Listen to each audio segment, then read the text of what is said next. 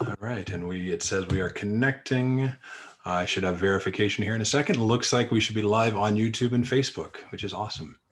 I think I have one more button to press on Facebook just to formally make it live. Where did that button go? I always forget. There we go. So up, and it's reminding me, people do like to have a title on our videos. Silly things, sorry, details.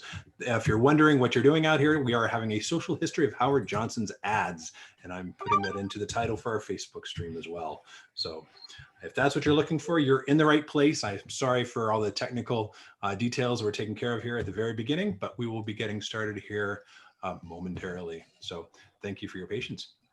I do believe, yep, we are live on YouTube, and I verified that, and I'm looking, we should be live on Facebook as well. Yes, we are live on Facebook. All right, good evening, everyone. Let's get this actually started. Let me come back to YouTube, or to Zoom. Where am I? I'm in Boston, in Quincy. We are in Massachusetts. Let's see, here we go. I am here. I'm gonna stop sharing my screen.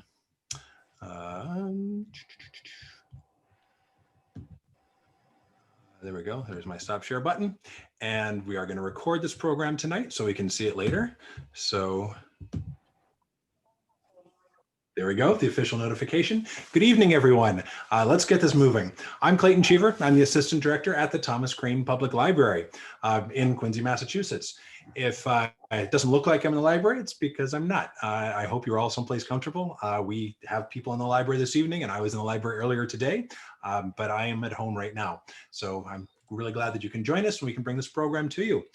We have a fabulous program with Alexandra Elliott and Ed Fitzgerald from the Quincy Historical Society that will be starting momentarily. I just want to say welcome. Thank you for joining us here with the library. We've been doing programs online for quite some time. We've actually done a couple programs since the pandemic started with Alexandra and Ed, which has been so much fun. So I'm really glad that we can do another one tonight. And I look forward to more in the future. So we'll be letting you know about those. I encourage you to check out our calendar and go out to thomascranelibrary.org and learn all about the things that are happening. We have some great programs coming up this month. We've got another Cooking with Colin. We're going to be talking, I think, about healthy soups. We have a great conversation that we're doing in partnership with March Forward Quincy and Quincy for Transformative Change. We're looking at issues of social justice in Quincy. We have lots of videos on our YouTube page for some programs that happened recently, including a great one last week all about Norman Rockwell. There's a lot of buzz about that program. If you missed the program last night about the Red Sox and the grand history of that had a whole bunch of videos included, you can go out and catch that. There's just a ton happening here at the library. So I'm really excited to bring them to you. And I also want to hear from you if there's programs that you'd like to see. You can always send me an email at ccheever@ocln.org. I'm very easy to find on our website as well. So just look me up and let me know what you'd like. Let me know what you think of what we're doing. I appreciate feedback here as well. We're going to get started here in just a minute, but I want to talk about a couple of technical details. If you may have noticed that you can have your video on or off. That is your choice. We are live streaming to YouTube and to Facebook. So I'm sure we're going to have some people joining us there. We're going to be working to limit the video view to just the three of us that you may see on your screen right now if you have a gallery view with a spotlight. And that would be Alexandra, Ed, and myself. And I'm about to turn my video off so you don't have to look at me for too long. But other people on Zoom could see you if you're sharing your video. Usually it's good about not sharing images on Facebook and on YouTube, but I can't guarantee. So if that makes you uncomfortable, please just be mindful and turn off your video, handle it as you wish.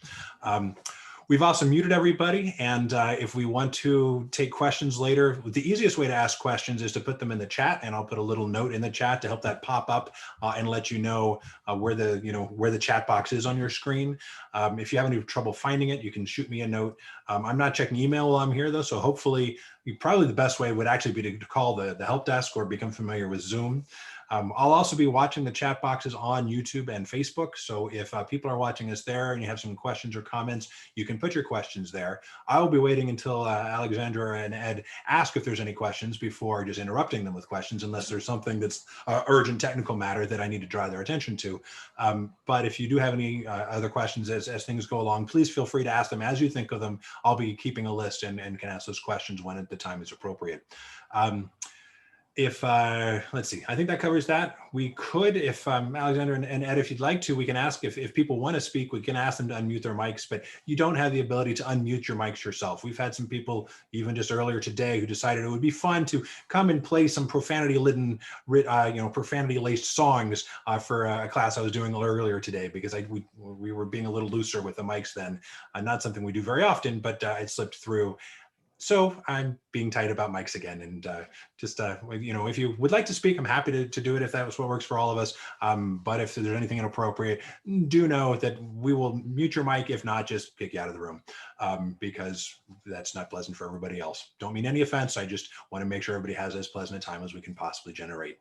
So I think that gets rid of the technical details. It's time for me to stop talking and let's learn about Howard Johnson's from Ed and Alexander from the Quincy Historical Society. Thank you so much for joining us tonight. It's great to have you here.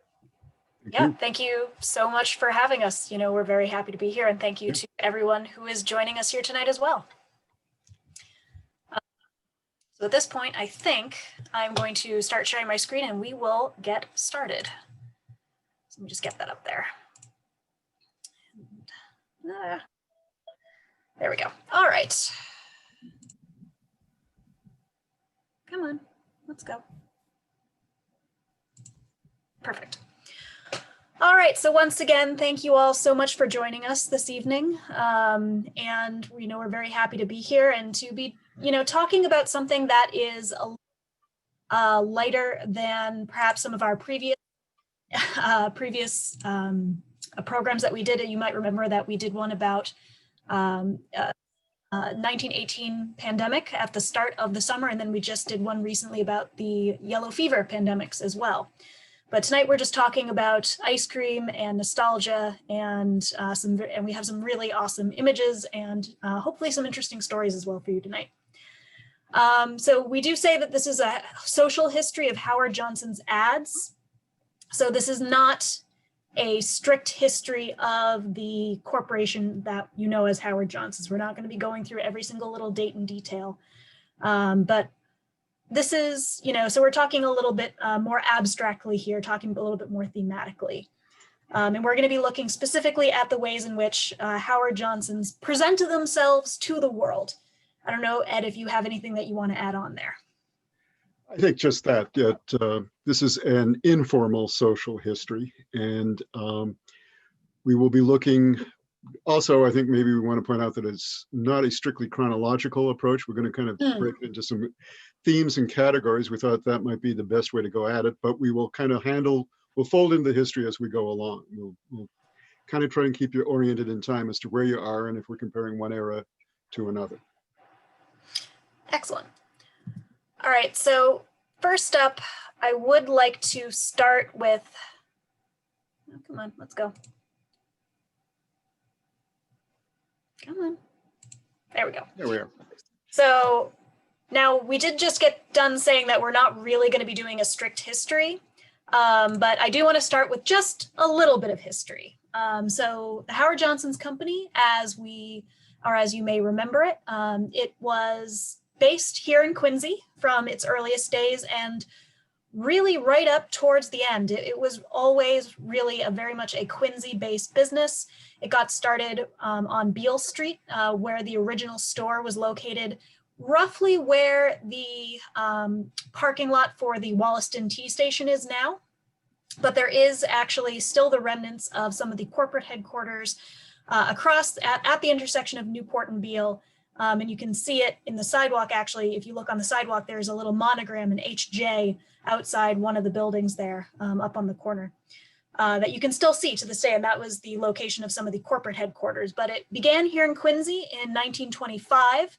Howard Deering Johnson, the Howard Johnson, he was born in, I think, Boston, and then he and his family moved here to Quincy when he was, I think, about 2 years old. So, he really grew up in the area. And even when he was a young kid, he realized that he wanted to go into business. In fact, he dropped out of school, I think in the 8th grade, and decided that he wanted to go into business, and then started working in some of the factories in the south end of Boston before eventually moving to work with his father's cigar company. He then went and served in World War I. And when he came back, his father's business was actually not doing very well. And so when his father passed, Howard Johnson found that his father's business was bankrupt and so had to start from scratch. And that was when he bought this drugstore, which allowed him to sell newspapers and magazines, and had an ice cream counter as well. And that was where the origin of that ice cream came from. So after getting the drugstore and his ice cream recipe was very popular, he then expanded to ice cream stands along Wollaston Beach, Nantasket Beach, and Revere Beach. And from there, he expanded into full service restaurants. The first ones were in Orleans. And then the second one was right in the Granite Trust Building in Quincy Center. And then after the war, he really was able to spread exponentially as Johnson started to take advantage of the new highways in the post-war boom. So like I said, he never graduated from college, but he had tremendous business acumen. He was incredibly bright and knew a good opportunity when he saw it and was determined to succeed. So by the height of its, or by its peak, Howard Johnson's was probably, or I think it was the biggest corporation in the world at that time. It had roughly 1,000 restaurants, about 500 motor lodges, 2 spin-off restaurants as well, the Ground Round and the Red Coach Grill, which we'll talk a little bit about as well as a straight-to grocery store business. So he was able to build a tremendous empire from essentially just that one store right here in Quincy. Ed, I don't know if you have anything to add to that. I think you covered it pretty well. He built it out. Yes, it was the largest restaurant chain in the world at its height in the 1950s and 1960s, really into the 1970s. And part of what he did very well was to make sure people remembered the name Howard Johnson and the Howard Johnson brand. So we're going to take a look at how he managed to do some of that. All right. Oh, come on, there we go. So first up here, I do want to talk a little bit about the general business strategy that Howard incorporated. They never really tried to invent the wheel. In terms of their business techniques and their business strategy, they were never really trying to do anything new. They were just taking strategies and techniques that worked, but perfecting them and really doing them the best. Howard Johnson's is often cited for being, the first franchise chain in the world. And this isn't completely true, but they certainly did perfect that system. But again, it's just a technique that they're using, that they're just doing better than anybody else, and thus, it is a technique that has actually continued to this day. So the franchise leases and such that Howard used are still being used more or less to this day. And so I wanted to start actually with a television ad from, I believe, the late 60s, early 70s, when, that really does just explain this very well. And you can see a quote up there on the screen. We didn't invent ice cream, we simply made it better. And you'll understand why in just a moment.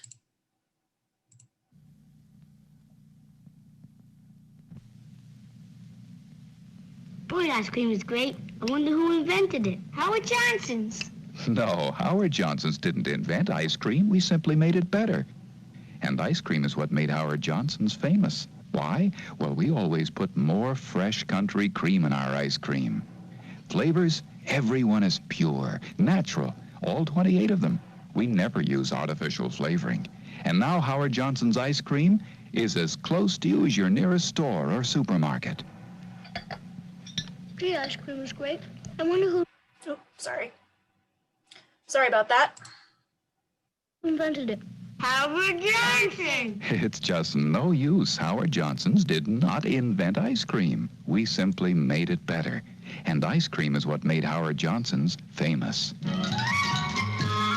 The home of great ice cream is Howard Johnson. Now have Howard Johnson's great ice cream at home.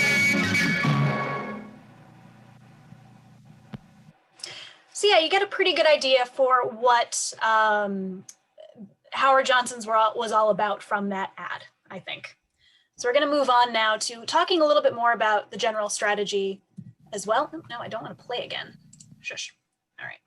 Moving on. All right, so we're still talking about the general strategy, but I want to talk a little bit more about it and how that sort of concept of they weren't doing anything new, but they were absolutely trying to perfect the strategies that they did have. So up in the top right-hand corner there, you can see an image of two soda jerks working at the ice cream counter and teaching some of the new waitresses how to scoop the perfect dish of ice cream. Now, each Howard Johnson's location had what was called a Howard Johnson's Bible. This was a manual of every single specification that Howard D. Johnson himself set for every single restaurant that had his name on it. So he wanted absolutely everything to be perfect. So this was one of the things that was very particular about Howard D. He was probably what we would call today a micromanager. And this actually was could probably be attributed to quite a lot of his success because everything was set to his specifications and he had very high standards for every single one of those things. In the left-hand corner there, you can see a photograph of two men working next to an ice cream machine with big tin pails of milk that are going to be turned into gallons of ice cream. Now, Everett Porter and Victor Nelson, they're also big within the company itself, and they will have worked there for quite a long time by the end of their careers there. Now, I bring this up because Howard Johnson's, it's said that he would taste test each individual recipe and tweak it until it tasted exactly how he wanted everything to taste. So the chicken pot pies, the fried clams, the ice cream, everything. He would taste it over and over obsessively to make sure that it was up to standards. Then they would have to tweak the recipe again when they were making it for mass production to make sure that it was once again up to his standards. Howard was also well known for walking into a restaurant unannounced. All across the country, he would have his chauffeur drive him all across the country, and he would just walk into a restaurant, sit down unannounced, and just observe what was going on and make sure that each of these restaurants that were bearing his name would be serving people up to his very high standards. And if they were doing anything wrong, he would correct them until it was to his liking. So he was absolutely a bit of a micromanager, one could say. And this is really, you know, why they didn't really have to come up with anything new is because they tried things that they knew were going to work and then just tried to make sure that they would perfect whatever it was. Ed, I don't know if you have anything on that general strategy side. No, I think we can, let's go to our, let's look at the elements. Sounds good. If I can get my computer to work. There we go. All right. So this is kind of a concept that Ed and I are working on here, but what is in a name and what is behind, one of the things about the brand Howard Johnson's is the name. And Ed, I'll let you talk a little bit more about that. Yeah, Howard is certainly not the first roadside restaurant. He's not even the first roadside chain restaurant, but he is and becomes by far and away the most successful roadside chain up through the middle of the 20th century and beyond. And we're trying to figure out what the elements are that make that successful. Obviously, the part that Alexander has just talked about, which is the quality and the consistency of the product itself, is paramount, but also the marketing and the look becomes important. And we think that the name Howard Johnson in and of itself, and the fact that he somewhat cannily, right from the start, kept that name at the forefront, was a key element to the success. Other chains, as we'll see, had topical names or names of things. If it was a personal name, it tended to be kind of cutesy or maybe slangy. This was a very solid, kind of middle of the road, kind of forthright name presented in a very forthright way. The typeface for the name Howard Johnson and Howard Johnson's, even though it changes over time, really remains with elements of consistency, so that whether you're in the early 1930s, as you are here, or into the 1970s, as we'll see in a minute, even though the orthography changes a little bit, you can instantly recognize it as the Howard Johnson's brand. So as you suggest a person, even when people were not even sure that there was a Howard Johnson's, it gave you a sense of a person, and it also gave you a consistent look and a real identification with that name. So the name in itself, I think, and the notion of that Howard standing behind the product really played a major part in the success. And just to describe the images for anybody dialing in on the phone, right there, we've got on the left-hand side of the screen an image of the original or the first franchise location, which was seasonal, but it was located in Orleans, Massachusetts, so down the Cape. And then we also have an image of a very early, I think 1930s, refrigerated Howard Johnson's delivery van. So this is a van that would be delivering probably ice cream orders or other frozen foods to the restaurants. Yeah, it's probably like 1935, 1936 in that image. So one of the really the integral parts of branding for Howard Johnson's was the orange roofs. In fact, when some polling was done in the 60s of like, what do you think of when you think of Howard Johnson's, the first thing that people would list was the orange roofs or 28 flavors of ice cream. Those are the two things. And so I use this particular image, one, because it is an excellent example of how eye-catching that orange roof can be at a distance, but also because this is a location that, you know, a lot of our viewers are probably going to recognize. This is the Howard Johnson's at the Rotary near the Bourne Bridge. So this is probably a landmark that many people have seen, but it really is, and like I said, it is eye-catching. So even before he started investing in billboards, which he does eventually start to do, these orange roofs can be seen from quite a distance and so act as a billboard in and of themselves, especially as you get to know the brand. And we'll see really how important and tight the identification of Howard Johnson's and the orange roof is as we go along. You'll see the orange roof becomes really kind of a central image in the advertising well into the 60s and 70s. Exactly. But at the start, Howard was not the only restaurant chain using orange roofs for his advertising.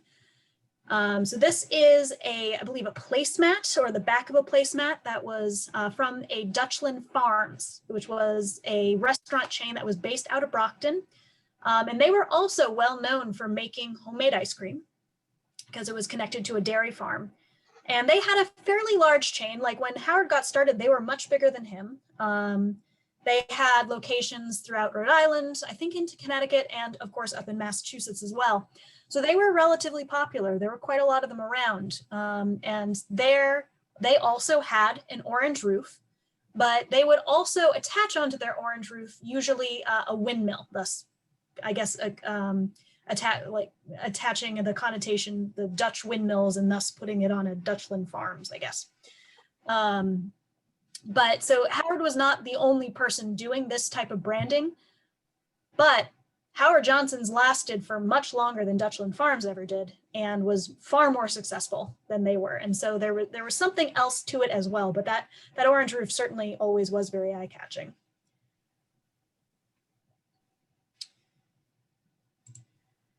All right, so now we move on to billboards. Like I said, the orange roofs really did act as the billboards to start, but eventually he did move into buying billboards and found that they helped quite a lot. And so, Ed, do you want to set up this clip for us? Yeah, we're going to look at a clip that's from a film from probably the late 50s or at the latest, the very early 60s. This is what is known within the motion picture business as an industrial. It's a film not made for the general audience, but for a certain industry to view at a convention, at a business conference, at a sales conference, to attract potential franchisees, any of those purposes. So it's we're going to see one or two clips from this briefly as we go during the course of the evening. This was a film done for Howard Johnson's called Adventure in Pleasure, in which it tried to show the basic experience of a Howard Johnson and then show the operation behind it. Possibly as a motivational video or film for the staff that existed, or possibly as an enticement for people who might be interested in buying a Howard Johnson's franchise. So this is the part that shows the importance of the billboard. We'll say a little bit more about that at the other end of the clip. Oh, and also just as a apologies, the quality of the film has deteriorated a little bit towards this, so it'll be a little bit hard to see at points, but the relevant areas should be fine.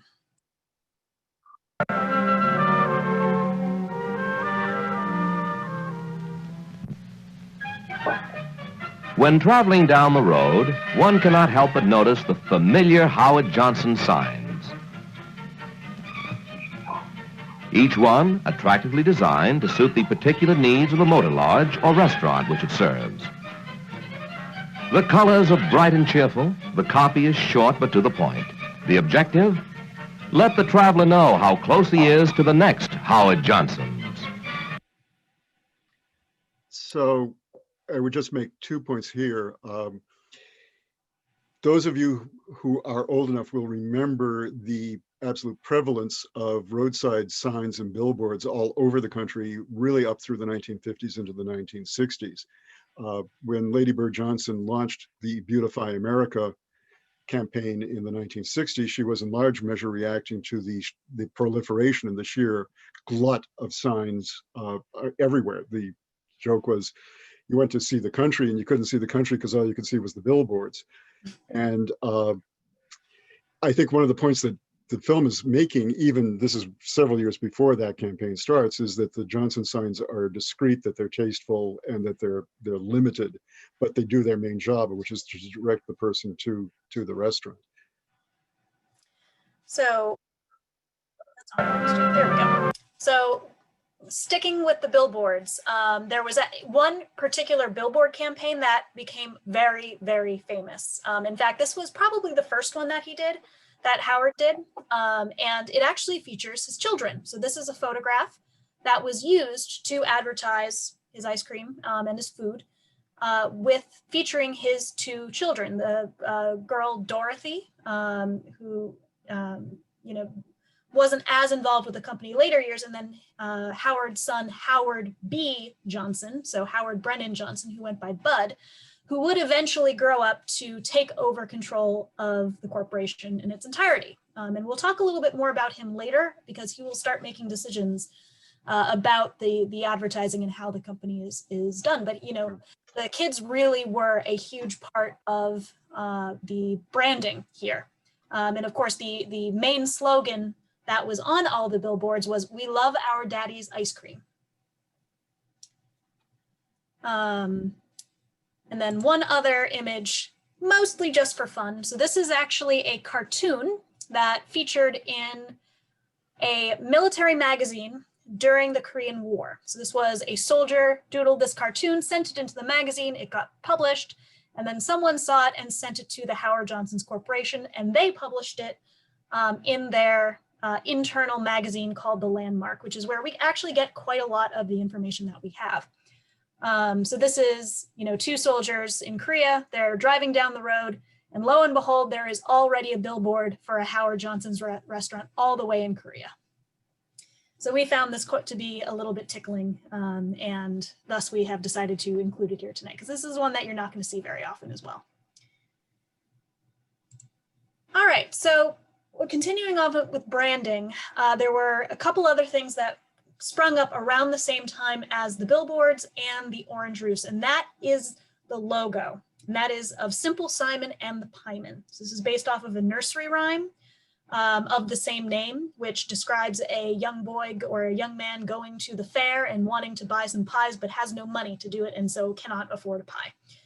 The nursery rhyme goes on, but is largely irrelevant to what is happening.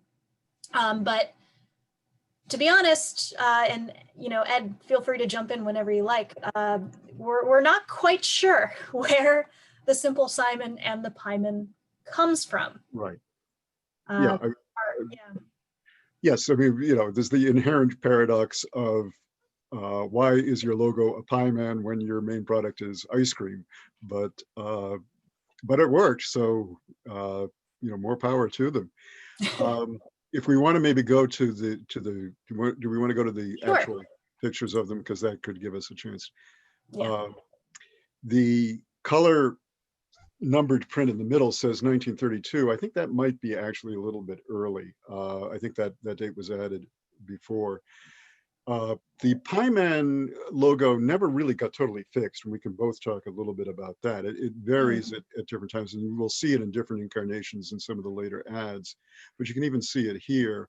The illustration on the right, which is apparently a Howard Johnson's creation, it was published by Howard Johnson's, nevertheless has a sort of 19th century look. And going back, there's clearly a lot of representations in 19th century storybooks of the Simple Simon and Pieman rhyme. None of them that I could find, at least through the extensive use of Google Images, turned out to be the one that we see here. But the configuration really only exists in a couple of images that at least appear in that search before Howard Johnson, which is specifically the little boy, that Simple Simon is a little boy, that the Pieman is standing as he is. And then the third element that really only turns up in two other illustrations that I was able to find, which is the dog, who is really not in the rhyme in that verse itself. And to the extent that we can make some sense of it, I think it's the boy and the dog that are the real appeal being made here, and why it works as an approach for selling the product, because it begins to focus on children that we're going to be talking about extensively as this goes on. Alexandra, what do you want to add to? Sure. Also, just kind of going back for a second, if I can Sure. get my computer to cooperate with me, which is, there we go. So going back to the previous image, that of John Alcott and his original Pieman sketch. So John Alcott is the man who created the logo of Simple Simon and the Pieman.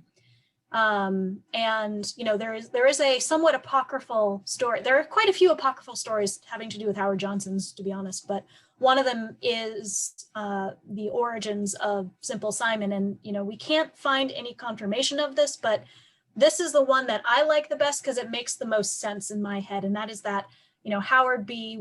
And John Alcott were in the office together and were brainstorming what to do for a logo. And Howard Johnson was eating candy or something out of a tin that had a Simple Simon and the Pieman logo on it already. And he said, why don't we just do this, make something up? And that was where it came from. There are a lot of stories like this in Howard Johnson's about where do certain things come from, but we can't quite be sure, and it's, you know, makes it quite difficult to do our job sometimes, but it's still fun. So that's my only thing to add there. But yeah, we will be talking about the Pieman quite a bit more over the course of this talk. So also tied into that is the concept of nursery rhymes. These come up over and over again, first of all, with Simple Simon and the Pieman, but then also throughout the children's menus, the menu items are always named after children's things. So you can see there on the left-hand side, or excuse me, the right-hand side, the Peter Piper plate, the Jack Horner lunch, the Tommy Tucker plate, and the Miss Muffet lunch. So these are all named after nursery rhyme characters. And on the front of that little booklet, you have Little Boy Blue. So there is always a hearkening back to these nursery rhymes, and it's somewhat of an odd choice. Ed, I know you have some more stuff also tying in with some of the later menus, which from the 50s and 60s as well. Yeah, he persisted actually in using the nursery rhyme titles well into the 1950s, because I can remember actually even from my own childhood these still being the names of things on the menu when I would get taken to Howard Johnson's, which was pretty darn frequent. This menu is from the 30s.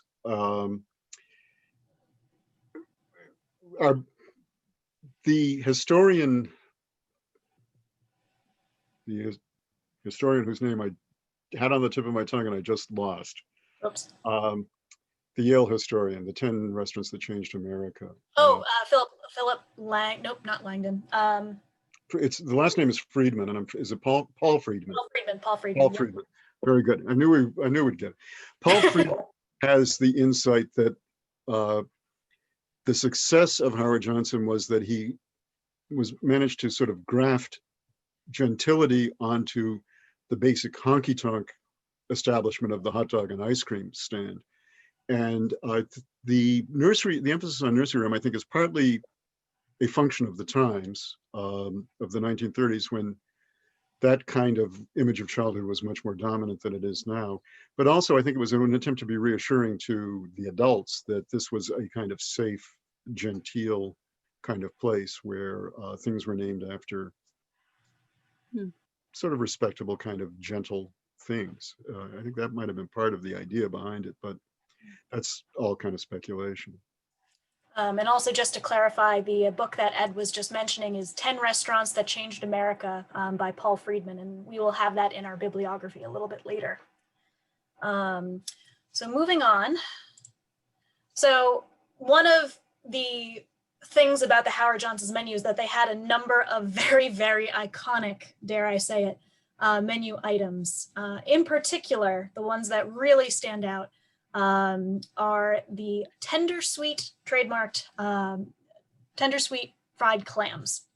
So this was you can see on the right-hand side of your screen, a ad for the Clamboree, which was I think it was an all-you-can-eat fried clam plate for $1.29 at the Howard Johnson's. And, and so fried clams were very much a huge part of the Howard Johnson's business. In fact, they had a exclusive contract with the company that got them their clams out of, I believe it was Ipswich. It was the Sofran Brothers company. And so Howard Johnson's, they were their sole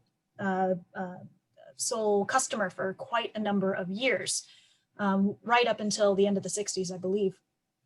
And what's interesting about that is that fried clams and clam chowder and just, clams as a food were not really being enjoyed outside of New England before Howard Johnson made them fashionable.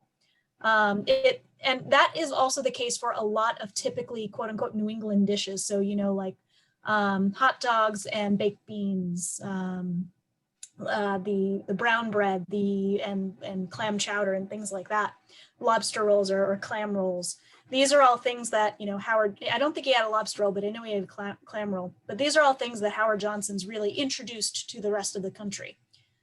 And then on the other side of the screen, you have an advertisement, I think from the 80s. I think this was like a little placard that would stand on your table when you went to the restaurant, for the 3D beef burger, which is essentially just a triple-decker burger, which is essentially the equivalent of, everybody's seen the Big Mac or Whopper, any of those, restaurant, or any of those meals at a fast food restaurant. Anything there, Ed? I think we're okay. Okay. Enough said. Yeah. All right. So, because we got a lot. Yeah, go ahead. This is a fun one. Lexi, Alexandra, you want to go, or who's taking this? Okay. Sure. So of course, one of the other really famous things about Howard Johnson's was, of course, their ice cream. In particular for having 28 flavors, which is quite a lot, even today. Now, they had more than 28 flavors. I will spoil that for you. They had seasonal ones that they would bring out, and they also had regional ones that they would sell or wouldn't sell in certain areas. So they had more than 28 flavors, but only ever 28 flavors on the menu at any given time.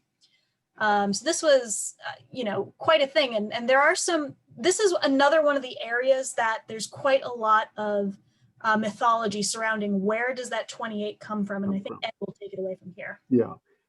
As Alexandra pointed out, Howard Johnson always said, well, I got to 28 and I said to myself, well, that's all the decent flavors that you could possibly have. Why? So 28 was just where I realized that we had all the good flavors in the world, which of course is not the case, because he kept switching out and in as to what any particular set of 28 flavors might be. The number was always 28, but the actual flavors could change from time to time and season to season. So there are a few ideas that float around, and they're all totally speculative. The simplest one is just that it's mellifluous and eye-pleasing, that you can say 28 easier than you can say mellifluous, obviously. And the 28 looks pretty good on a sign, and it looks pretty good, and you get it real fast and real easy, and it looks good. So that's the simple explanation, but you know, why go for a simple explanation when you can have a complicated explanation? So there are a couple of complicated explanations too. One is that it's 1/2, more or less, of 57 if you round off. And Heinz 57 was already a famous marketing slogan. The Heinz company had been around since the 1890s. We know them now primarily for ketchup, but in their heyday, and I guess they may still do it, they made a whole line of different kinds of canned and bottled and jarred goods, pickles, soups, baked beans, everything. So the 57 varieties, meaning the number of things that they carried as part of the Heinz brand, cut it in half and you get to 28 flavors of ice cream. The other idea that I'm really kind of intrigued about, that I heard from Fred McLennan, who is a great student and collector of all things Howard Johnson's, is that it's actually inspired by Route 28, which would have been relatively new in the time when the Howard Johnson company is taking off. The state routes really only get numbered in the early 20s into the mid 20s, and 28 would have been, and still kind of is, in terms of the major north-south route on the Massachusetts east coast. I always thought that was a little unlikely because a lot of the early restaurants really weren't on Route 28. However, the Orleans restaurant, which we saw a few frames ago, was at that point in Orleans where 6A and 28 actually meet and become one highway, just as you're going around onto the hook of the Cape. And so that is the furthest extension of his chain, might have inspired him to aim for 28 flavors. It took him a while to get there. It definitely took him a while to get there, because the earliest time we actually have a document, which is this sort of drawing up in the top right hand, is really from around 1939. Now, he undoubtedly had them a little earlier than that, but it takes him a while. In 1929, when he's advertising for the Granite Trust Building, he's only advertising 10. So it remains kind of a mystery as to why 28, but it, again, like a lot of things that he did, it worked. That Orleans restaurant, which is from 34, the photo we showed had a 28 flavors sign on it, but we don't know exactly when that photo was taken. It wasn't necessarily taken when the restaurant opened. It could have been from a few years later. Do we want to do Norman Rockwell now, or do you want to do something in between, or where do we want to go with that? I think, and yeah, so yeah, let me set that up real quick. So for those of you who can see on the screen, and for those of you who can't, on the left-hand side, we have a Norman Rockwell-esque setup here of 3 kids sitting at an ice cream bar with a soda jerk behind the counter, gazing longingly up at the list of flavors, and that is very evocative of a Norman Rockwell painting. And turns out that's not actually a coincidence. Yeah, Ed, you know the story better than I do. Yeah, this suggests and evokes a Norman Rockwell painting that was I think a Saturday Evening Post cover from around 1958, I believe, called "The Runaway," in which the framing of the painting is exactly like this. You are looking from the back at somebody sitting at the counter, the ice cream counter, and then the back wall, and the attendee, the soda jerk, standing in front. The Runaway is about a little boy who has run away from home, and he's sitting there on a stool with his little his little bundle on a stick, and there's a burly Massachusetts state trooper sitting on the stool next to him, who has clearly found him, befriended him, and has brought him in to buy some ice cream and coax him back into returning home, and is looking very kindly at him. But again, you don't really see either of them. You sort of see them from their backs. And there's a young kid tending the ice cream bar on the other side, much like this. Rockwell actually often worked from photographs. He would stage a photograph that would pose pretty exactly what he wanted in the painting, have the photograph taken by a high-level professional photographer, and then create his painting by looking at the photograph and painting from that, which is what he did with The Runaway. He used the Pittsfield Howard Johnsons for the locale, and he had a real Massachusetts State Trooper as the model for the trooper. And it looked just straight ahead like this, with the mirror with the 28 flavors on the back, a young kid behind it. As Rockwell was painting it, he decided it had to look more rural, so he eliminated all the references that made it Howard Johnson specific. He took out the mirror and instead has a plain white clapboard kind of painted wall behind. The young kid becomes a kind of grizzled old middle-aged kind of gruff looking guy who's, you know, obviously running his own kind of mom and pop soda fountain and store in some little town up in Maine or something like that, to give it all a much more rural look, which apparently surprised everybody who was directly involved with it, including the policeman, the kid who had been in the photograph, and the Howard Johnson's company. So this is, I think, this again is where we verge into speculation, but I think this is a little bit of revenge, or at least payback, that they're going to get it back and do something in exactly the Norman Rockwell style to reinstate the way things should have been. So yeah, maybe not. Yeah, go ahead.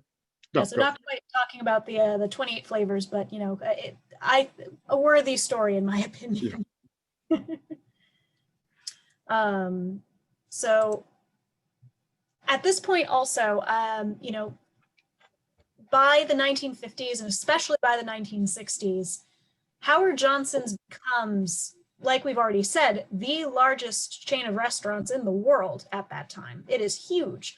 But by then also, you know, Howard Johnson's become something far more than I think Howard himself ever could have thought it would be. And it becomes, you know, I use the phrase up on the screen there, American icon, and, you know, you hesitate somewhat to use the word iconic, but at this period in time, Howard Johnson's almost became an avatar for, you know, America and everything that was wonderful about America. And, you know, especially in the height of the Cold War, everything that was wonderful about American capitalism versus, you know, communism. So the two pictures that you see on the screen currently are from something called Operation Lollipop, which is part of the Hearts and Mind campaign that was done in Africa. So essentially trying to do building houses, giving out candy to, you know, towns and villages in Africa, to essentially make sure that African countries were more interested in, you know, having a closer relationship with the United States rather than the Soviet Union. So part of that was Howard Johnson's literally sending over, you know, soda pop and lollipops over with the sailors as they did their mission. So this is, you know, something interesting that they were being asked to participate in, essentially, you know, the Cold War propaganda, essentially. Later on in the 60s, you even have Howard B. Johnson, so the son of the founder, being asked to go on Radio Free Europe and do an interview on that radio program that would then be, you know, piped into behind the Iron Curtain, you know, talking about the business and talking about Howard Johnson's in America and everything. And it really, Howard Johnson's really does just sort of become something a little bit more than just a restaurant chain in a way. And, you know, I really do not think that Howard D., so the founder, ever thought that would be the case. Mm-hmm. So at this point, so moving away from branding a little bit anyway, architecture is also something that is really iconic and really, really central to the Howard Johnson's brand. The look of the place has to look right. And there were three main designs. There were some variations, but there were three main designs for the Howard Johnson's restaurants that are really, really recognizable. The first you can see on the left-hand side down towards the corner there of your screen. It kind of almost looks like your stereotypical Cape style house almost. And it's got a little bit of a cupola though, but that is called the quote unquote roadside cathedral design. So this is very much hearkening back to New England architecture and sort of New England meeting house and church architecture. and just making it look a little bit rustic, but homey, comfortable, and giving it that little bit of gentility as well that Ed was talking about. You can see it looks a little bit fancier than just, just a building that was slapped up. It's got some details there. The second design is actually up on the top of the screen. If I can actually move my mouse over it here. This is what is known as the NIMS design. Now, this was a design that is much more modern. It became the most popular design in this, and had the most of this type of design in Howard Johnson's. So it was one that was adopted in the 1960s and was designed by an architect named Nims. That's why it's called the Nims design. And this started being used when Howard Johnson's expanded into Florida, because apparently the Floridians did not like the original roadside cathedral design because they couldn't see inside and tell if you were open. So Howard needed a slightly more open plan, bigger windows, slightly sleeker looking design. And this was what really became the most popular design of Howard Johnson's restaurants. And then the third now is actually very iconic, but it's mostly for the motel or for the motor lodge and the motel chain. This is actually the gatehouse to check in for the motels, and that A-frame did eventually get incorporated into some of the restaurants as well, but that A-frame really did become very well known. In fact, you can still see quite a few of them around. This one, I believe, is from Hyannis down the Cape, so that one is one that people might recognize and may have stayed at. But the one that you can still see, I believe, is located on Route 3. I think it at exit 6. It's a motel, but you can still see that A-frame, although it's got a green roof now. I forget the name of the motel that it is now, but the gatehouse does still exist, and you can still see them around. So this architecture is all very, very well known, seen everywhere, and I think that ties in to my next slide. Yep. And that ties into this slide here, which is actually a cartoon from the New Yorker, in which a family has driven up to the doors of an A-frame building that looks an awful lot like the Howard Johnson's gatehouse that I just described. And the caption says, "Gracious, we thought you were a Howard Johnson's." The joke being that it is in fact a church. If you look up at the top there, you can see a little cross right up at the steeple. And so you can kind of really see from this, this cartoon here just how ubiquitous Howard Johnson's has become, that they're even getting cartoons in the New Yorker, and people can be expected to understand the joke.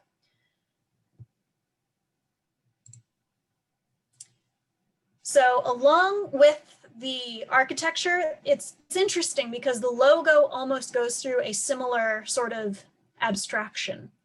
Ed, do you want to talk about this a little bit?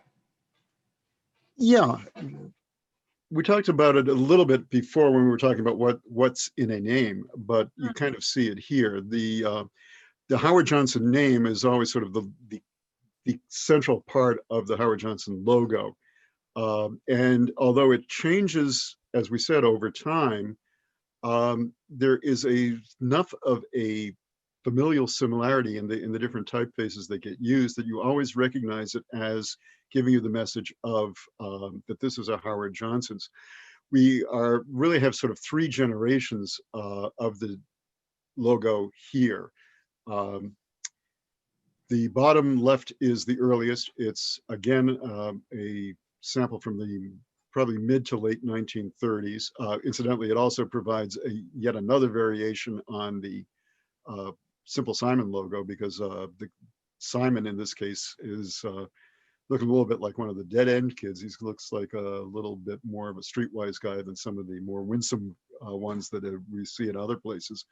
But you've got kind of the classic formulation of Howard's name with the large J and the large S framing it. And that remained probably the most consistent element of them all. The distinctive H at the beginning. It's a very kind of Art Deco kind of typeface to it.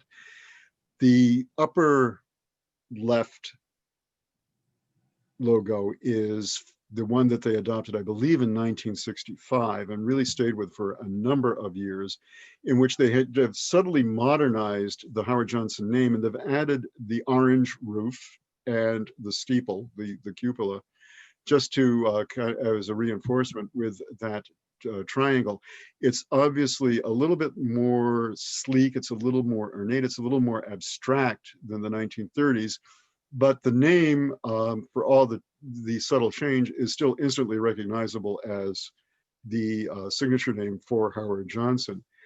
The one to the right is the extreme end of the process. This is really after both Howard D and his son Howard B have left the company, when the company has been sold off.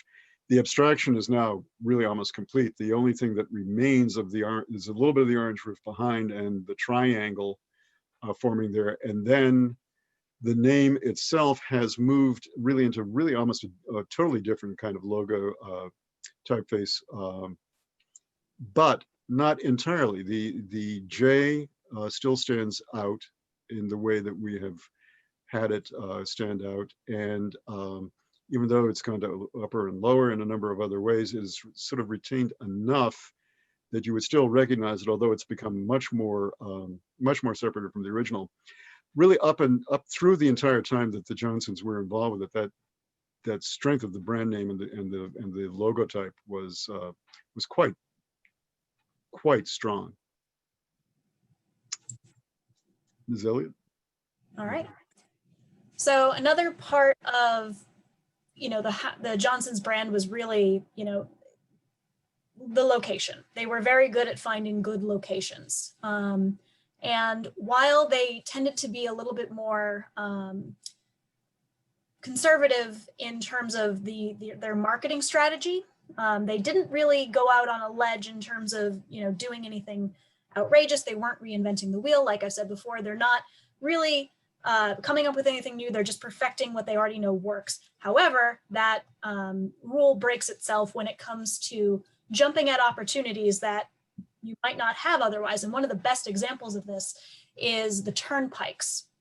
So with the development of the highway system, Howard D. Johnson, so the founder, he really can tell that this is going to be very helpful for him in terms of business. And so he negotiates exclusive contracts with the various states to get himself or get his restaurants to be the restaurants at the turnpike rest areas. So the first one of those the first place where he did that was, of course, in Massachusetts. But then where it really paid off for him was in Pennsylvania, because this was one of the main turnpikes in the country. And you can see there on the left-hand side of the screen a mock-up of one of those rest areas. And this is also one of those places where we break from some of that iconic architecture, but it is still a Howard Johnson's.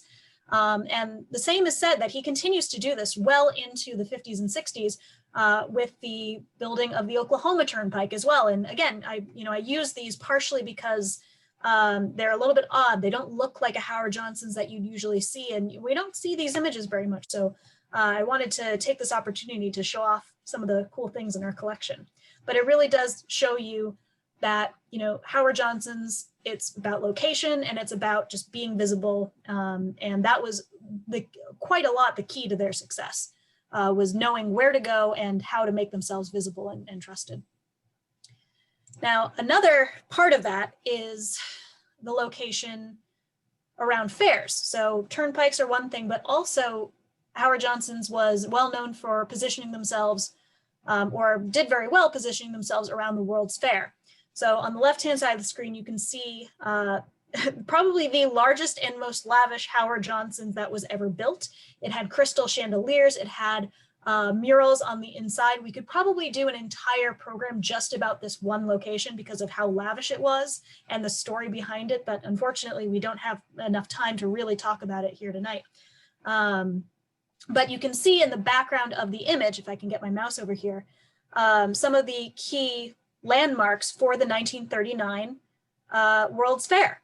And so this is how close it was located. And the fact that he had a huge restaurant, I think it could seat about 700 people at any given time. The fact that he had such a large restaurant so close to the fair was a tremendous advantage for him. Ed, do you want to talk about the other one? The other ad is from the 1964 World's Fair, which was also held in Flushing Meadow with the Unisphere as the central symbol that replaced this spire in the dome from 39 as the central point. And here he's doing a different kind of message, and it suggests kind of where he's gone in the intervening 25 years. Instead of the great cathedral of the 1939, now what is being emphasized is the ubiquity of Howard Johnson's. The message is the orange roof. Again, the identification of the orange roof as sort of an immediate symbol for Howard Johnson's.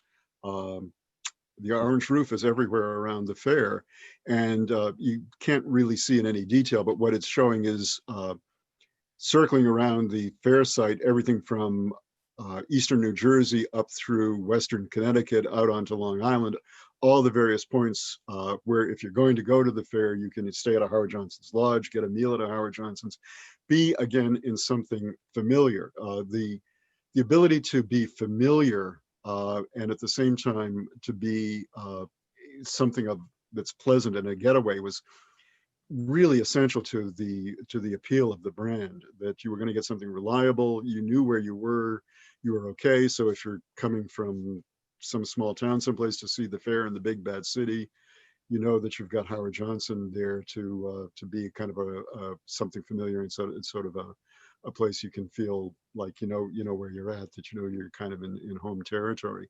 And it just suggests how big and how widespread Howard Johnson was by the mid 1960s. He had 25 years earlier 4 or 5 locations between New York City and Long Island combined, and now this doesn't even list them all. If you went another 20 miles deeper into the island or up into Connecticut, you could have like doubled the number of restaurants that would have been on that chart. So this is a contemporary newspaper ad from '64.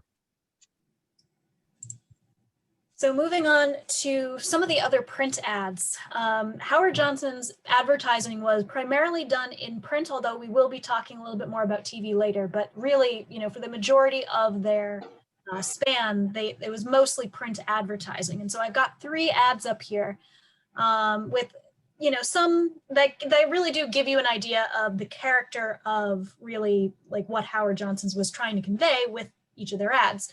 So on the left-hand side, we have an ad that is all sorts of cars and buggies and whatnot going up to a Howard Johnson's, and it says, "Calling all appetites." And some more of the copy there that you can't quite read, but that I jotted down earlier was, "All roads lead to Howard Johnson's. No matter how you get there, you'll find wonderful food, courteous service, attractive surroundings, and the check is a pleasant surprise." But the real message there is that there is something at Howard Johnson's for everybody. And they were also well known for having a very large menu and having lots of selection. So, the idea is that anybody, even the pickiest eaters, will be able to find something on the menu that they will enjoy. In the middle, we have a combination ad for Howard Johnson's and Ford Motor Company. So it essentially says that Howard Johnson, smart idea. He built an ice cream cone into a chain of 230 roadside restaurants that gross $150 million. Down in the middle there, Howard Johnson's smart move. He uses 40 Ford-built, bonus-built trucks in his business. Smart move, smart business. And essentially what it's saying is that, Howard has this, very successful business, and he's using Ford refrigerated trucks for his ice cream trucks. So this is obviously, sort of a combination ad there. And then the last one is really interesting. This is one of probably my favorite pieces of advertising that they ever did. We call it their Spotlight series, which is no affiliation with the Globe investigative journalists, but it is the idea is that they are telling the story of someone in the Howard Johnson's company who did something exceptional by writing essentially an article about it, but that is also an ad for Howard Johnson's. So this one here you can see is a young boy and a sailor sort of kneeling down next to a car that seems to have broken down, and I got some of the story here actually. So the copy, what it says there, or at least part of it, is fresh off a destroyer. Weeks since he he has seen his girl. A sailor left his Boston base and was en route to Attleboro, Massachusetts to see her when trouble developed in a front wheel. Pulling into a Howard Johnson's restaurant, he removed the wheel and found a broken bearing. What now? Inside the restaurant, Ron Brodeur, 17, of Quincy, Massachusetts, high school senior and part-time trainee, saw the sailor struggling unsuccessfully to remount the wheel. He asked permission to take an early break so he could help the sailor. Taking his entire break period, the young trainee succeeded in remounting the wheel. Ron's efforts made it possible for the grateful sailor to reach a garage. Repairs made, he was able to continue his sentimental journey. What is Ron Brodeur planning to do with the $1,000 savings bond he received for his Spotlight Award? He'll be able to go on to further schooling. His ambition to become a master chef. So those were a series of ads which appeared in Life magazine over a period of months, and they're all like that. They have essentially, just like I said, spotlighting someone in the Howard Johnson's Corporation who went above and beyond their duty and their service to be able to, help other people. And that's one of the internal slogans that they have. This isn't necessarily a marketing slogan, but their internal slogans, like at least as far as their motto within the company, is people helping people. And so that is really what they're trying to portray there. And the fact that they've taken this into a mass market magazine, that it isn't just in suggests the extent to which they have moved. At this point, they don't even have to sell the product. They're selling the institution. They're selling the quality of the Howard Johnson's brand, that good people work there. It's a good company, that it's dedicated to the public, that they can spend an entire page of Life magazine, which is the largest circulation magazine in the country, doing that rather than selling the hot dog or the ice cream or the clams, suggests where they are by the mid-1960s. The other two are much earlier. The left ad is, I think, from the early 50s. The cross promotion ad with Ford is from 49, although he does a number of different cross promotions over the years. It's one of the things that he seemed to like to do. So next up, we kind of get into Howard Johnson's sweet spot, and this really is their niche. This is what they do best. It's catering towards children and families in particular. And on this page, we kind of have two different ads, very, very different ads, that sort of show two different extremes and potentially two different approaches towards this issue. Ed, I know you have a lot of thoughts about this one, so I'll let you set this one up. Yeah, the right-hand print ad, which is from Newsweek in 1966, is kind of the classic traditional Howard Johnson's appeal. A nuclear family, mother and a father, a boy and a girl, a brother and sister, a little girl. They're staying at the Motor Lodge. They're eating at the Howard Johnson's restaurant. They're having this kind of prototypical, simple, but kind of wholesome and fun, relaxed Howard Johnson's experience of eating there, having the comfortable room, having the things that they can, someplace nice to take care of themselves and get dressed and have, as they say, peace and quiet. And then the other plug is that down at the bottom, they are able to call ahead to make a reservation at yet another Howard Johnson's for their next night's stop, so that they can travel across the country from Howard Johnson to Howard Johnson. But everything is very kind of formal. Dad is gray-haired, and they're kind of strategically just a little bit older than Mom in the ad. Everything looks very nice. Everything is always completely together. This is 66. And then the video ad, the commercial, will be from 72 probably, or 73, 6 or 7 years later. And they've had to kind of go a whole different way. And as you'll see, do we want to run it, or do we want to tell them what first? Let's just go for it. Okay.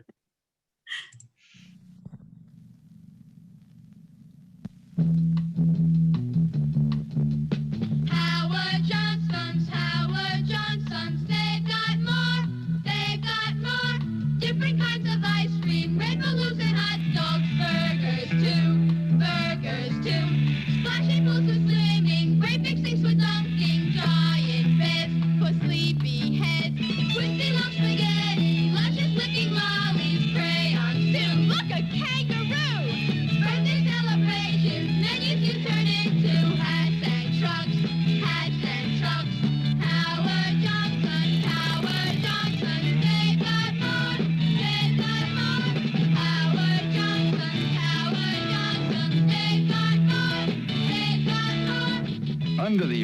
proof at Howard Johnson's, kids have more to be hungry for, more to be thirsty for, sleepy for, happy for.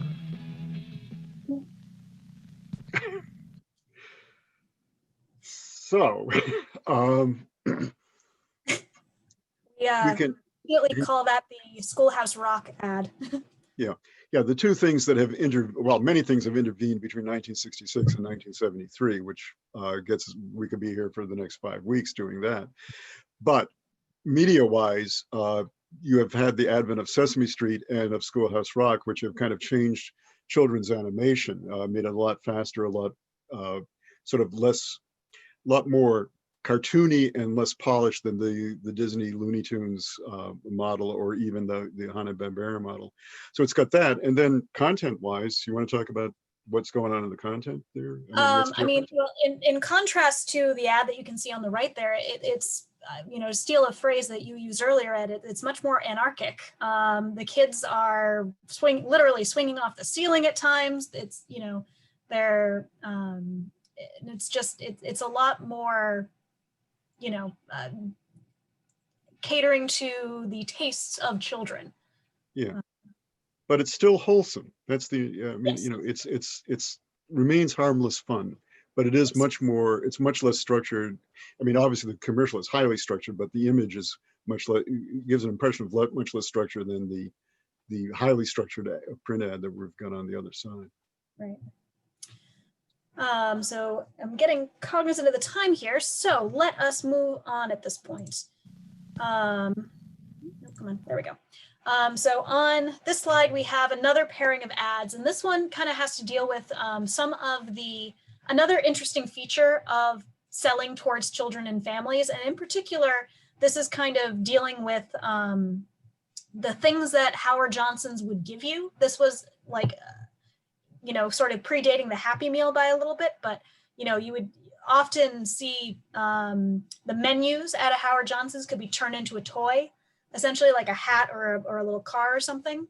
And then you also had balloons a lot of times and lollipops that would just be given away for free. This was just because, there's never mind, your meal.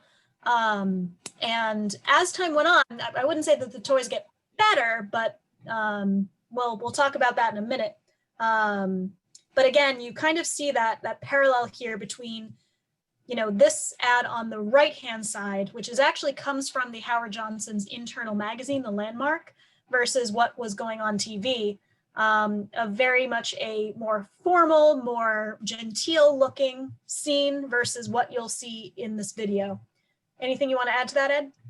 Again, there's probably about 10 years difference between them. The ad, I think, is from 63 or 64, something like that. And the video is probably the late 60s, but more likely 72, 73, someplace in there. And so we chose this ad just because it's quite a lot of fun, but it's the little teaser at the end that, will make sense why we are showing this.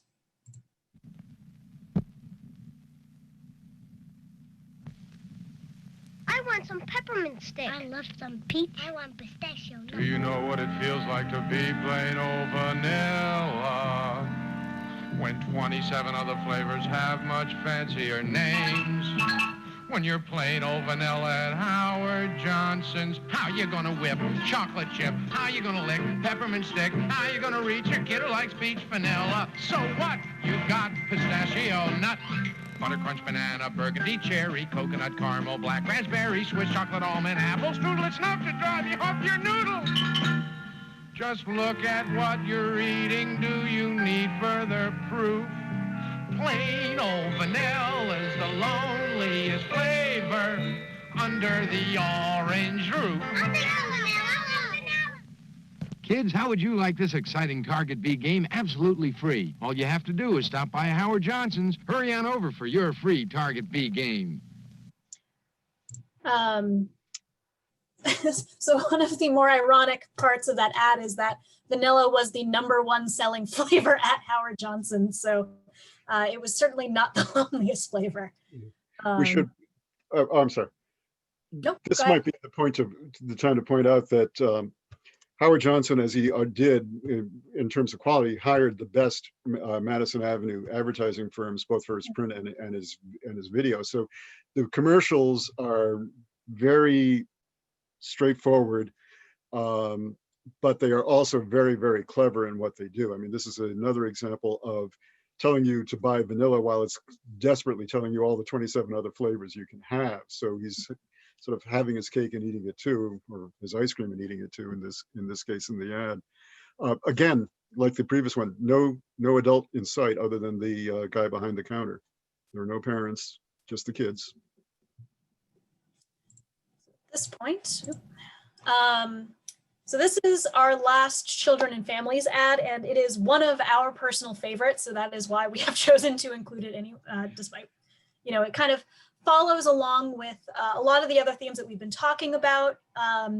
This is another one where you're not going to see an adult in sight, although the fact that there is not an adult in sight is going to be somewhat alarming. Any more you want to add there, Ed? No. All right, well, we will roll the tape.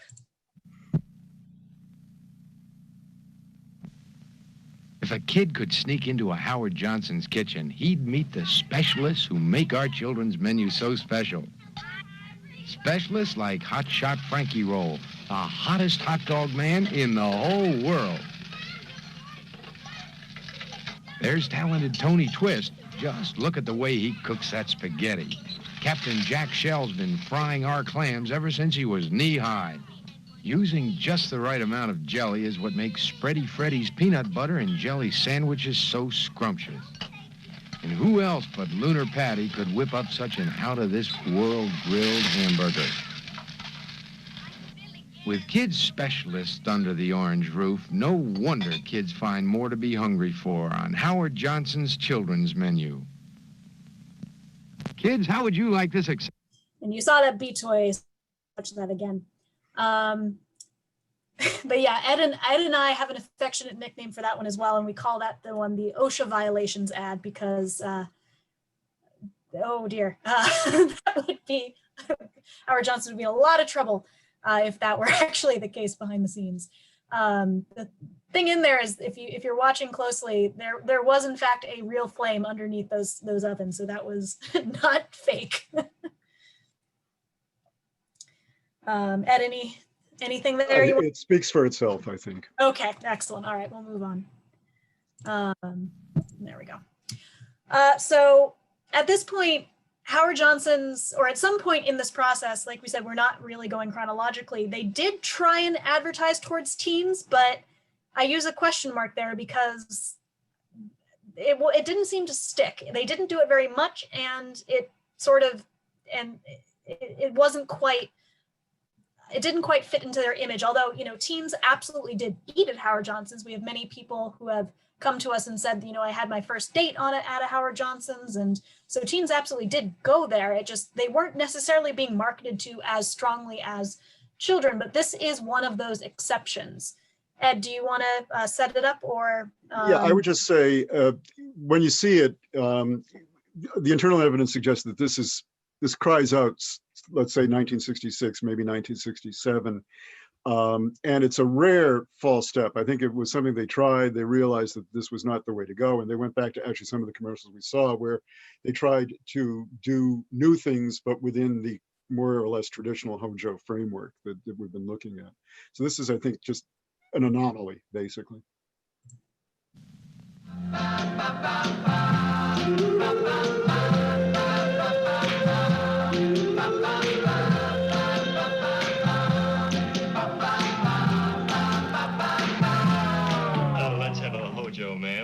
I want a Hojo Cola. Did you say a Hojo? Mm-hmm. How old are you? I'm of age. May I see your license? License? Look, you're over 21, so just cool it, huh? Go somewhere else and be a nice guy. Look, I came clear across the state line to get a Hojo. Please. Howard Johnson's made Hojo for people under 21. One Hojo Cola, please.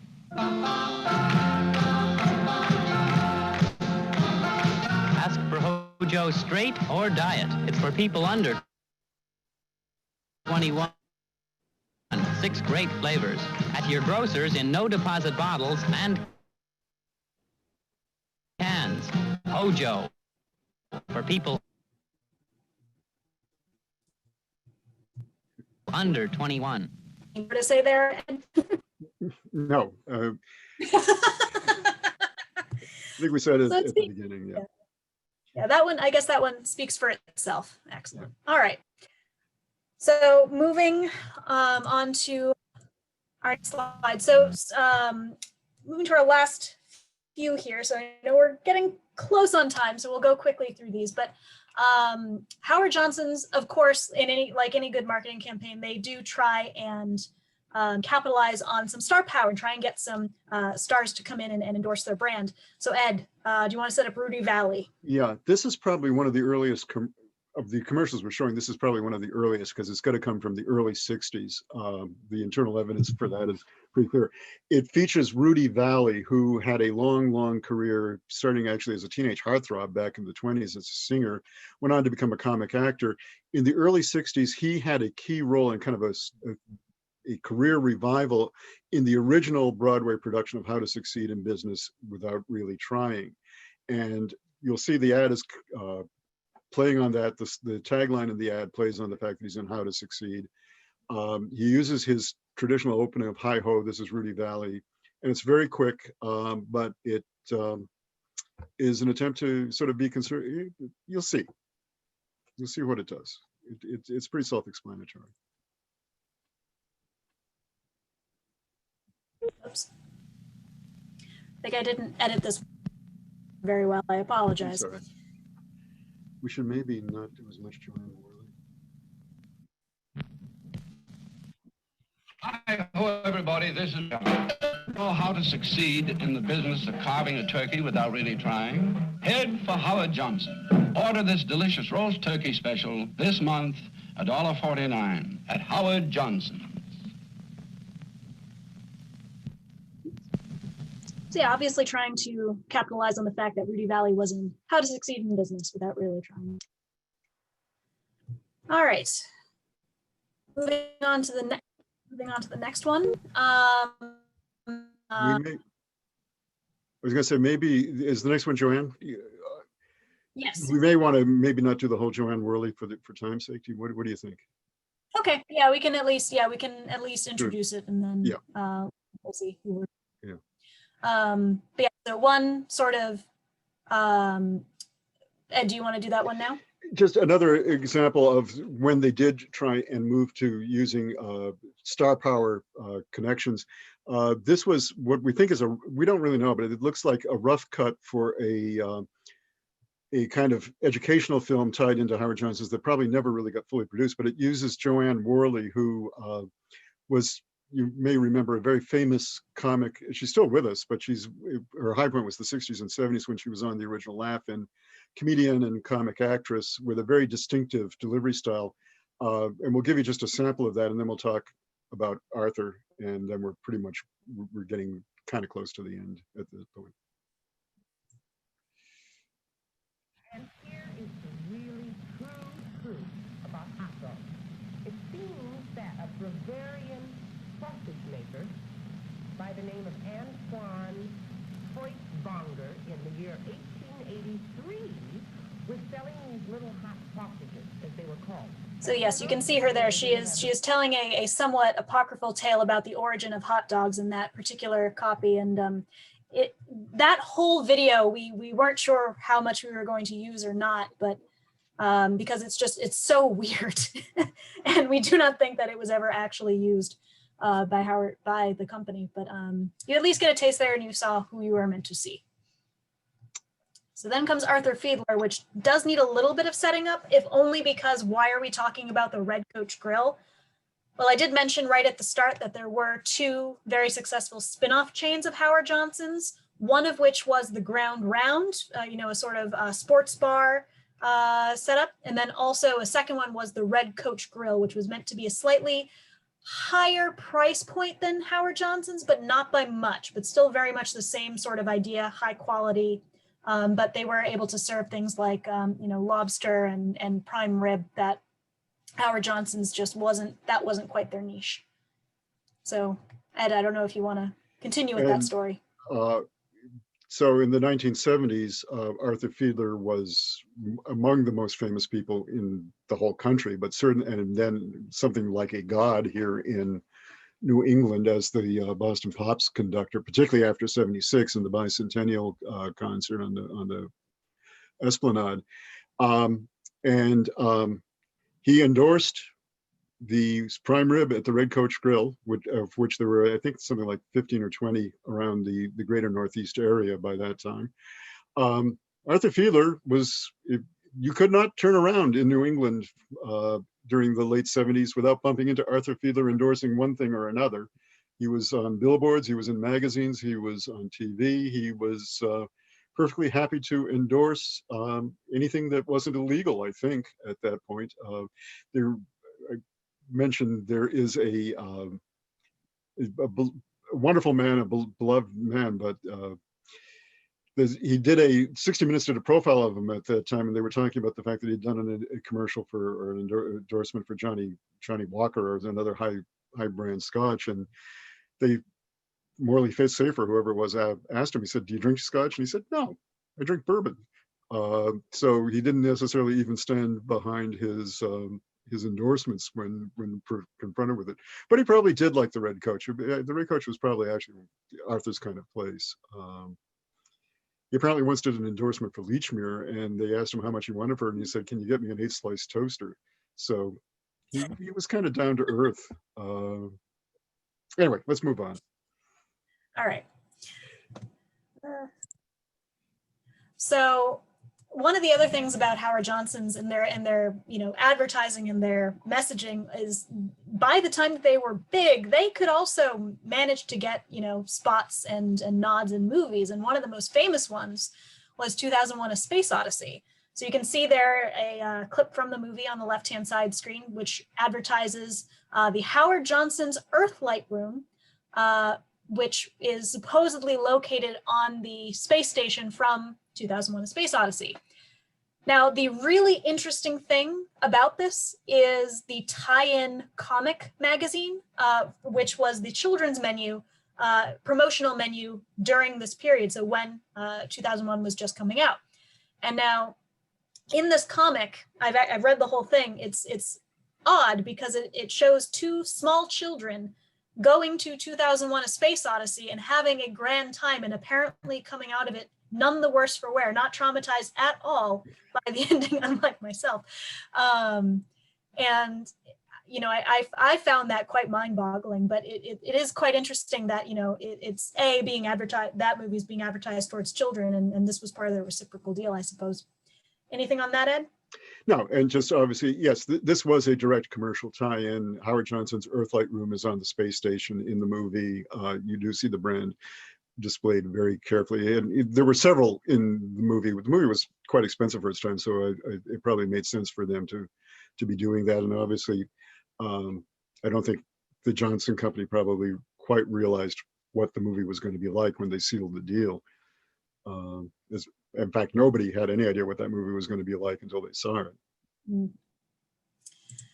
So there are a couple other instances of Hojo on film. There's quite a few, actually, but some of the fun ones that we can talk about. First of all, on the left-hand side, this is a scene from The Rain People. Is that right, Ed? Yes. And so this is Francis Ford Coppola's, one of his films. I hope I'm getting that right. Right. And one of his very, very early films. And it was actually just sort of not quite guerrilla staged, but it was filmed at a real Howard Johnson's. The Johnson's waitress taking an order right now in that clip is actually a waitress was actually a waitress at a Howard Johnson's. So that was something kind of interesting about the film. And so that got quite a lot of hype within the company itself. And then on the other side of the screen, you have a still from Mel Brooks' film Blazing Saddles, which has a town, or one of the jokes in the movie is the town where everybody is named Johnson.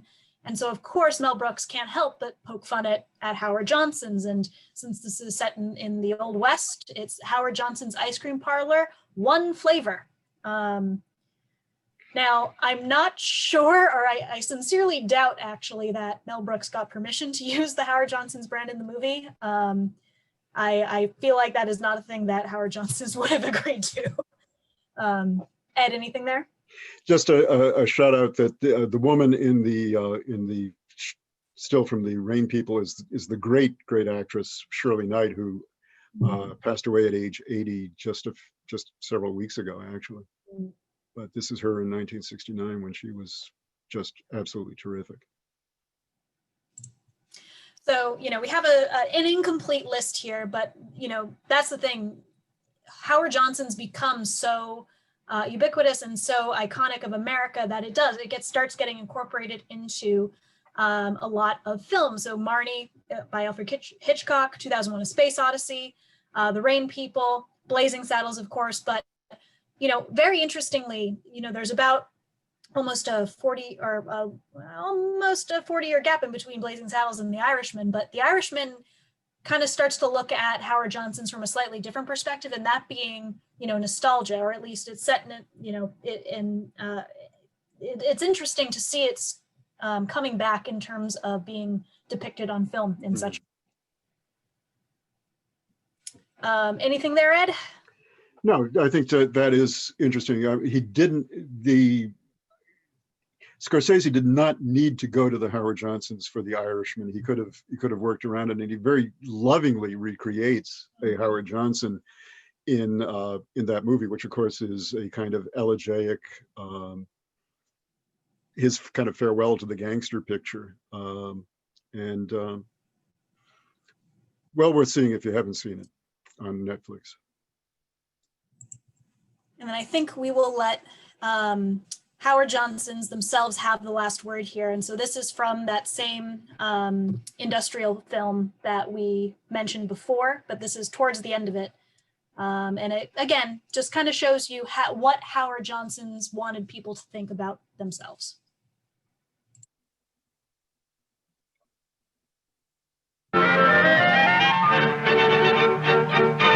Howard Johnson's employees, through the food which they manufacture, the job which they perform, or the service which they render, have played a vital part in making Howard Johnson's the world's leading restaurant and motor lodge chain.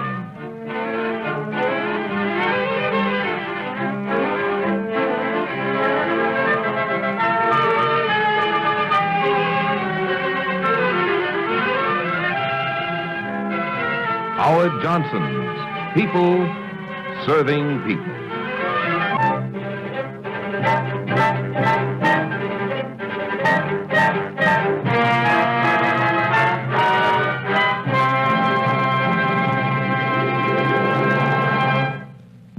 And so that kind of feels like a very natural ending there. Like I said, I have also put together just a short bibliography here. These three books tend to be our go-tos for references in terms of Howard Johnson. So I'll just run through them very, very quickly.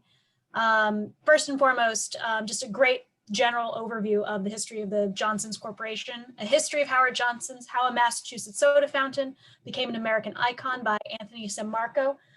This is actually a book I have that I was using here tonight. It's not very long at all, so it's very, very easy to read through, very, very quick, and has lots of very cool images. So I do recommend that one a lot. Next one is 10 Restaurants That Changed America.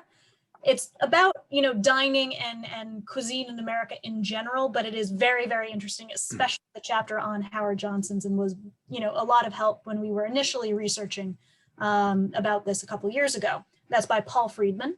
And then lastly, I would say Orange Roofs, Golden Arches by Philip Langdon. That is actually an architectural look or an architectural history of fast food restaurants across America. So that one ranges across a range of topics and brands and chains, but it's quite interesting. All right, at this point, Clayton, if we still have some time, I think we'd be happy to answer any questions. So I'm going to stop sharing at this point. That was quite a tour. That was really awesome. Thank you so much, Alexandra and Ed. There's been a couple of questions. I think we should respect people's time and probably keep it pretty short, but I know people really enjoyed it. We've had a good crowd sticking around with us, both here on Zoom and across YouTube and Facebook. Couple of questions that came through. There are some interesting questions about the dates and such, which I think you answered it, and I tried to apply and answer in the chats. But one person asked, you know, does a museum own these artifacts? Where can we see these? And I was like, that was part of the inspiration. So tell them a little bit about, you know, and I know we talked about a little bit this when we filmed the introduction promotional piece for tonight, but I think it's worth repeating tonight just for everybody who missed that. Sure, yeah. I guess I'll go. Yeah, so the museum does, or the Historical Society does own everything that you saw today. So all of those images, those are part of our archives, either in the form of, you know, sort of as part of promotional papers that we have from Howard Johnson's themselves, or just like actual ads and whatnot. So yes, everything that is there does belong to us, which we actually, we like to say, I'm not entirely certain whether or not this is true, but you know, I don't think that anybody can prove us wrong, but you know, we, I would say that we have, if not the largest, one of the largest collections of Howard Johnson's memorabilia, ephemera, so like paperwork and ads and such, around. You know, we have quite a lot. It is a very extensive collection. So there's a lot of information there. Personally, my favorite is actually the internal magazines that we have, because that is where you get a lot of the candid images that you don't find anywhere else. And so we have a lot of behind the scenes stuff that you definitely are going to have a very hard time finding anywhere else. Right. Yeah. So how do people, I'm sorry, go ahead, Ed. No, I just do want to acknowledge Howard Brennan Johnson, who also has given us a very generous grant to help preserve all of that material and also help stage things like this program. So if people want to see these in the future, there's been a request that they can get a copy of the names of the 3 books, and of course we can share those. We actually had Anthony come and do a presentation about his book shortly after it was released, and I assume he did most of the research probably in your collection. But for other folks who want to see these, were those video clips, can we find those on YouTube if we want to go and see them again, or are those also in your collection? How accessible is that a question for a future day as we try to make things more accessible these days? Yeah, there are a number of things in our museum from the collection. However, we, like the library, are not in a position where we can, given the state guidelines and our own sense of responsibility, be open until the situation gets a little bit more under control. So we're going to have to try and rely on doing things like this and maybe getting them out on a platform as well. We do have a slideshow up on our blog, the quincyhistory.org/blog, where some of these images and some ones that we didn't show tonight are up. And I guess this presentation will get archived, I guess. Oh, absolutely. So this will be live in kind of this raw format on YouTube and Facebook. People can watch it if they want to hit replay as soon as we end. They can start over at the beginning if they joined us late. We'll also work with QATV. We'll be broadcasting it on QATV with a little bit of production value added, so that it just makes it a nice experience for everybody that way. And you know, if you'd be interested, we could also certainly, there's been a request for the books. I'd be happy to, I can go back and look, or if you could just kind of send me the slide deck that you used, I could make that slide deck available for folks who could go and look at it again. That'd be another way to share it.